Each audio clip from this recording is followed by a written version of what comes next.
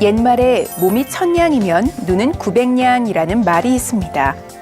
그만큼 우리에게 있어 눈은 매우 중요한 신체 기관 중 하나인데요.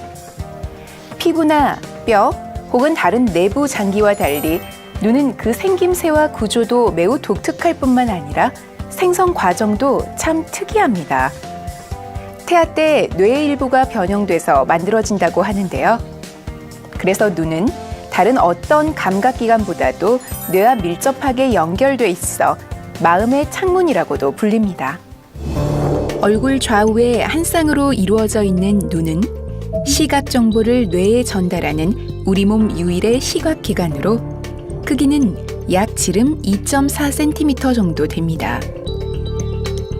눈의 가장 앞에는 각막이라는 조직이 있는데요. 이 각막은 빛을 투과하는 카메라 렌즈 역할을 합니다. 그리고 눈동자 안에는 눈동자의 색을 결정짓는 홍채라는 조직이 있는데 이 홍채가 수축하고 이완하면서 동공의 크기를 조절하면 눈 속으로 들어오는 빛의 양이 결정됩니다. 홍채 바로 뒤에 있는 볼록 렌즈 모양의 수정체는 젤리처럼 말랑말랑한 물질이 채워져 있어서 그 조직이 매우 유연합니다. 그래서 두께 조절이 참 쉬운데요. 때문에 눈과 물체와의 거리에 따라 수정체가 두께를 조절하면서 피사체에 정확히 초점을 맞추는 역할을 합니다. 눈의 내부 조직은 세 겹의 막으로 이루어져 있는데요. 안구의 가장 바깥쪽은 무혈관성 섬유층인 섬유막이, 중간층은 혈관성 조직인 포도막이, 그리고 가장 안쪽엔 신경 조직인 망막이 있습니다. 가장 바깥층인 섬유막은 앞쪽은 각막, 나머지는 공막으로 되어 있습니다.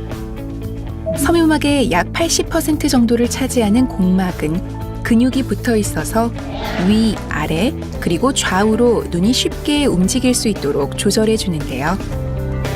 우리가 흔히 흰자라고 알고 있는 이 공막은 조직이 강하고 질기기 때문에 안구의 형태를 유지하고 보호하는 역할도 합니다.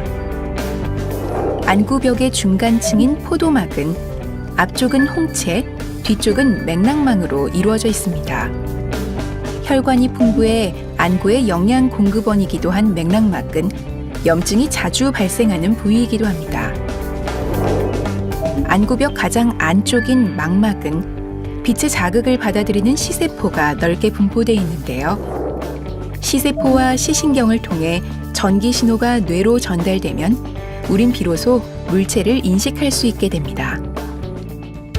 우리 눈의 구조는 카메라와 매우 흡사하고 그만큼 또 복잡합니다. 각각의 기관은 하는 역할도 모두 다르기 때문에 그중 하나만 문제가 생겨도 우린 민감하게 증상을 느끼게 됩니다. 노화로 인해 수정체의 탄력이 감소하기도 하고 수정체가 혼탁해지면 백내장이 오기도 하며 안압이 정상보다 높으면 녹내장이 생길 수도 있습니다.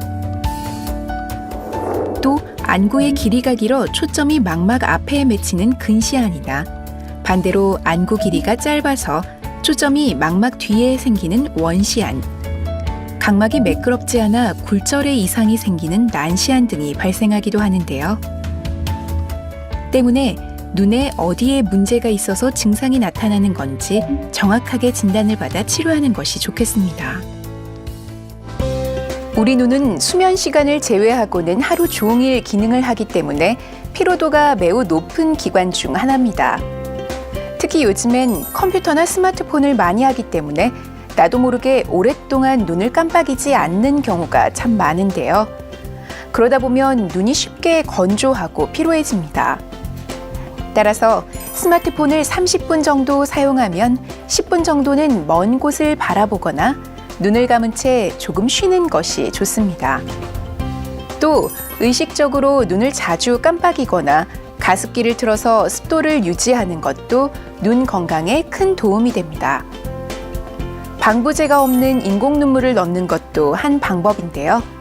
단, 안약 사용 시에는 반드시 의사의 처방을 받아야겠습니다. 그래도 눈이 자주 불편하다면 안과 전문의에게 정확한 진단과 치료를 받는 것이 바람직합니다.